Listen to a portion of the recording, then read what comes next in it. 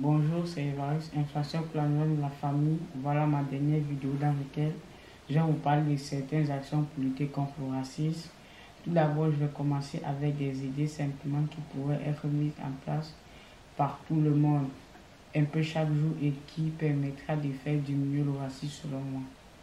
Aller à la rencontre d'autres personnes, même s'ils nous paraissent différents, hausser connaissance pour découvrir nos points communs. Ne pas craindre la différence, mais au contraire la voir comme un peu plus une richesse, même si on est là, même si on n'a pas la même langue, même origine ou la même religion. Mettre de côté les préjugés ou ce qu'on pense être des blagues qui en réalité ne sont pas et font plus de mal que de bien.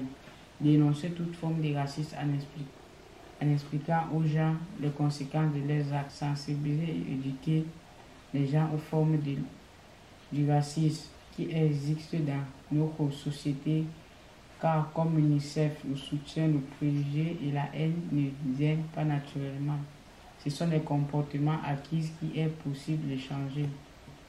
En dehors de moi, plusieurs personnes dans les divers domaines tentent de leur manière de lutter contre le racisme. Par exemple, pour mieux lutter contre le racisme, le gouvernement du Québec a mis en plus de donner la suite à l'ensemble des recommandations formulées dans le rapport du groupe d'action contre le racisme. Le racisme au Québec, tolérance zéro, rendu au public le 14 décembre 2020 en décembre 2021.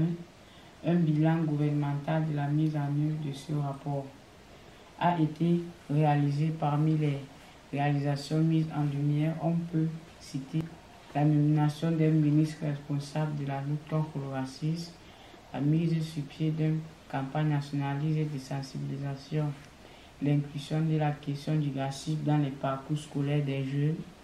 Il existe aussi une semaine d'action contre le racisme qui a eu lieu tous les 21 mars, ainsi qu'un prix pour un Québec sans racisme, décerné chaque année pour saluer la contribution d'une personne, d'un organisme public et d'un organisme qui ne sont distingués par des réalisations remarquables et un apport exceptionnel à la lutte contre le racisme et la discrimination au Québec.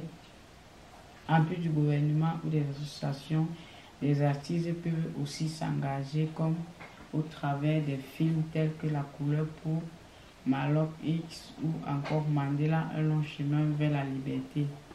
Des clubs de sport comme les Alouettes de Montréal sont aussi très vilains en matière de racisme. La diversité est même au cœur de l'ADN des Alouettes.